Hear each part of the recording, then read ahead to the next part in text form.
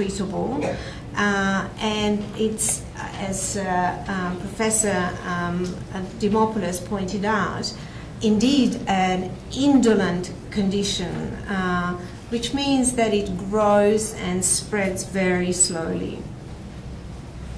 It is a cousin of multiple myeloma, and so not surprising that we've connected the two conditions together today. And as again, Andrew paid tribute to your wonderful companionship and camaraderie, it is just a tribute to your organization that there is such a brilliant attendance of such a rare condition today in this room. In fact, we might well count all 60, how many patients in Australia in this room. So it is really just a wonderful opportunity for us to be together. It is a condition of the B cells, which, what are they, you might ask? And these are the white blood cells that are in the bone marrow, but also populate the lymph nodes. It is a unique condition of the B cells because there's other conditions that are focused on B cells in bone marrow and in lymph nodes. But this is unique because these B cells produce an excess amount of immunoglobulin protein, and specifically this immunoglobulin M.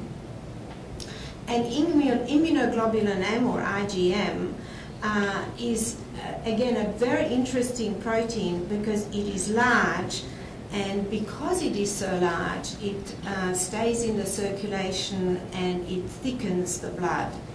And this is just a schematic representation of all the subunits that make up this IgM immunoglobulin, and which makes it such a large molecule. So let's go back to the B cell, the cancerous lymphocyte as it's known. Lymphocytes themselves, as part of the immune system, produce a large number of immunoglobulins over a lifetime, and these immunoglobulins include IgM.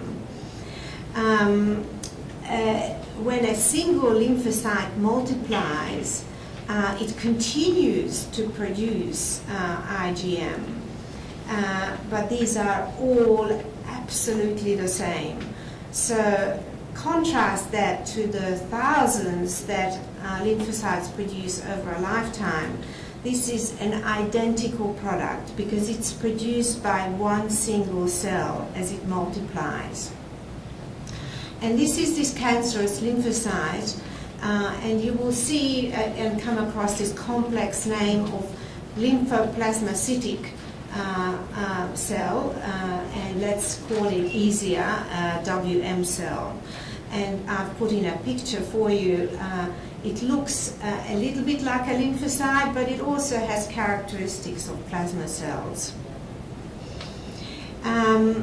Now, what happens when the WM cancer cell or B lymphocyte multiplies in the bone marrow?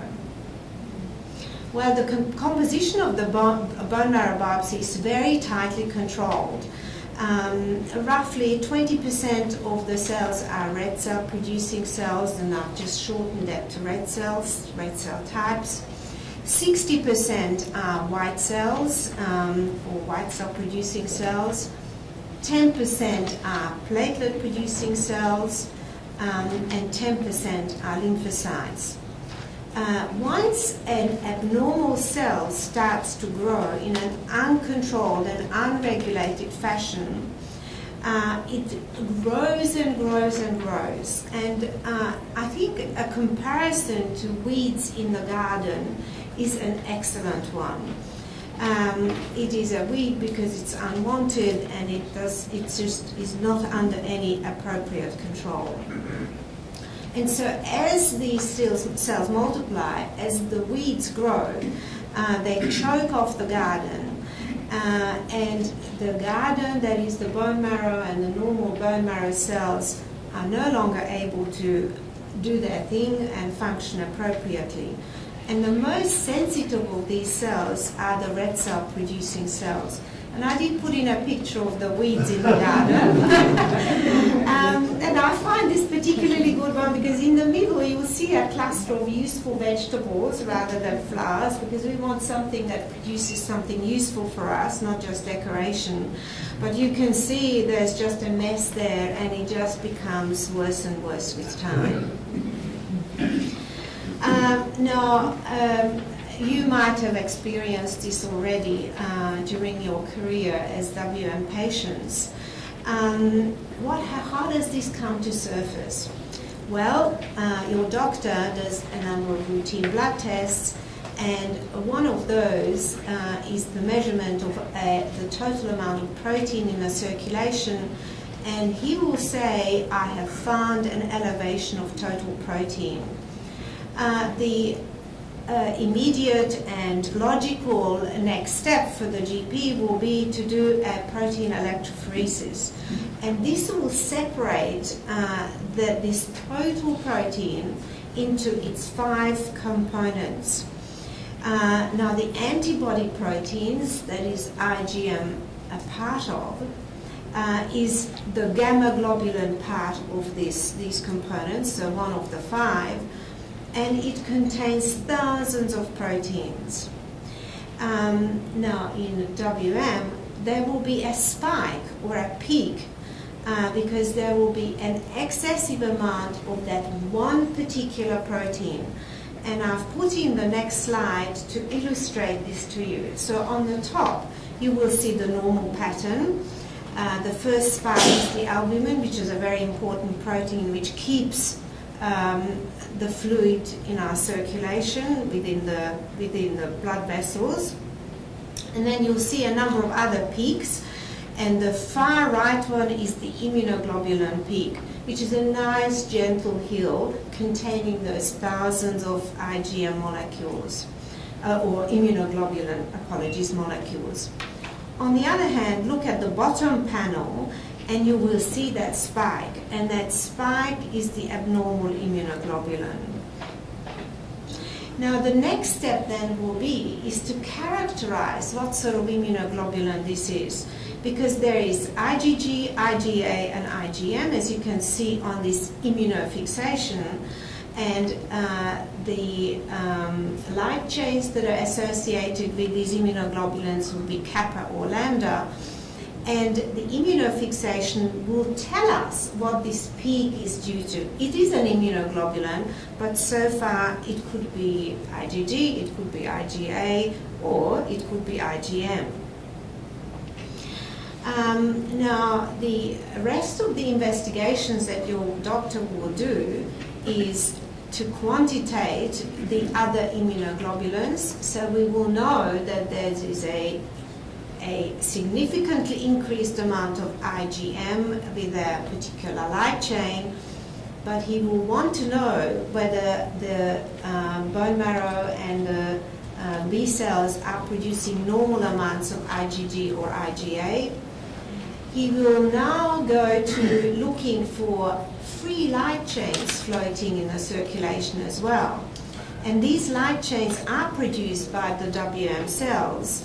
They are fragments of the immunoglobulin. There's a disorganization of function within these abnormal B cells. And so there will be excessive amounts of light chains that will be, fragments will be floating around. It is either kappa, there will be kappa or lambda. Normally we have much more kappa than lambda. And then finally he will want to see whether any of these proteins are actually filtering through the kidneys into the urine. And he can do that either with a spot urine sample or a 24-hour collection. And he will be specifically looking for some light chains in the urine because there's just far too much being made. And this is called the Bence-Jones protein. So these will be all the investigations that logically follow once you discover that high level of total protein.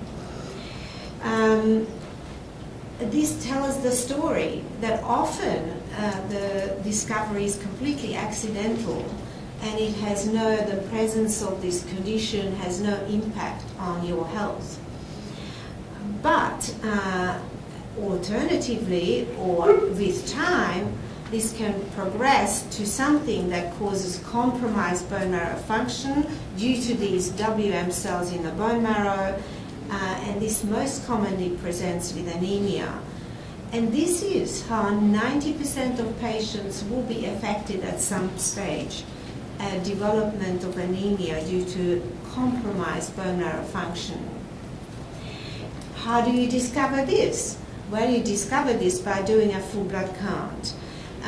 The full blood count will look at the hemoglobin, which is a measurement of the oxygen carrying capacity of the blood.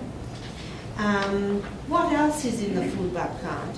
Well, it has the white cell count, which consists of the various cells involved in the immune system, and these are usually normal in your situation. And same with the platelets. They assist with blood clotting. They are usually normal too, and we always look at the blood film. And to understand your blood tests, this is how it is displayed in this hospital using the computer system. And unfortunately, I don't have a pointer, but you will see in this wonderful patient of mine who's got Waldenstrom's macroglobulinemia that in 2011 she came to me because her hemoglobin was 105 in red, which means that it was low. On the other hand, her white cell count and her platelet counts are in blue because they were normal. And down the bottom, you will see a series of white cells called neutrophils, lymphocytes, etc., and those are all normal too. So her presentation was very typical, a mild anemia. The scenarios. Let's move from that accidental discovery. The garden output is okay, despite the presence of the weeds. Let's go back to our garden. The hemoglobin, the rest of the blood counts are okay. The diagnosis is early. You might say, well, I've got a malignancy, why isn't this treated? Well, it is not treated at this stage because unfortunately we don't have a cure, but we're working towards it. On the other hand, when there is a problem with the weeds choking off the garden and there is anemia, as in 90% of patients, we need to step in and do something. Now, you might also say, my doctor is measuring my IgM levels, and why isn't he reacting to the increased levels of immunoglobulin M? Well, he's not, because it is a marker of disease, and every individual is different. And what happens, what matters, is what impact those B cells in the bone marrow have on bone marrow function. What happens over time? Due to the presence of the IgM paraprotein and its properties, some patients develop other presentations, and this is how 10% of patients are affected. What else can happen? Well, the IgM paraprotein is large. It thickens the blood and it causes increased viscosity. The thickened blood flows slowly in small blood vessels, and this can cause damage to blood vessels and cause bleeding. In addition, this big protein can have an effect on the wiring, that is the nerves. The nerves themselves consist of the wiring, and they consist of insulation, that is axons and myelin. And IgM damages this insulation. How does this present? By peripheral neuropathy, as you've heard these kind of terms over and over again, and that is akin to walking on cotton wool, for instance, feeling numbness in the feet. Alternatively, you can get a short circuit and shooting pain. Very rarely, the Waldenstrom cells can infiltrate organs, which is the spleen, the lymph nodes and other organs. It can cause symptoms of disease, that is weight loss, night sweats and fevers. It can cause immunologic disturbances and compromise. And just the problem of having something that is not treated can cause depression and anxiety, undoubtedly. And then lastly, the paraprotein that is being produced sometimes is not biodegradable, even though everything is in our body, that's how we're made. And so it becomes deposited in tissues, and this is the condition called amyloidosis. Now you understand your diagnostic journey.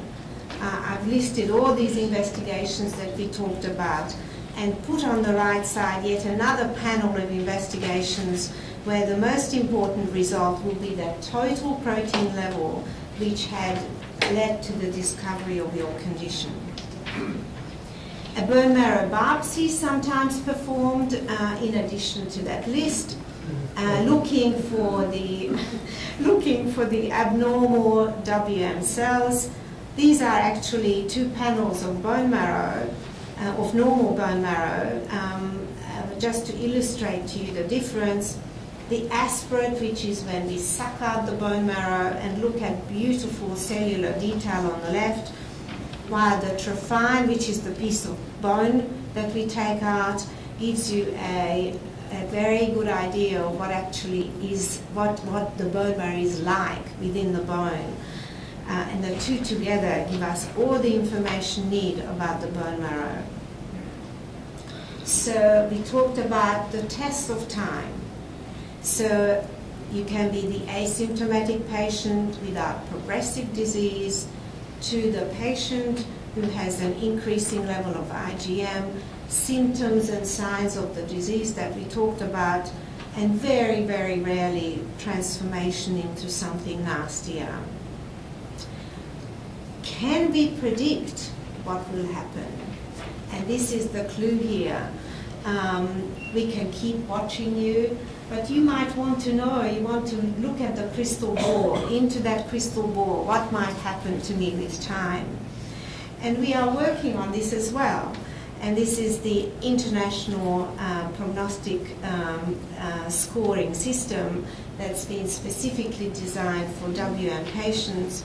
And I've put down some of these criteria that are constantly being looked at to try to predict whether we should see you every week or whether we should see you every 2 years. So this concludes my talk that leads into the talk by Dr. Kwan, who will be talking about current therapies and adjunctive therapies, and then will be followed by Professor Dimopoulos.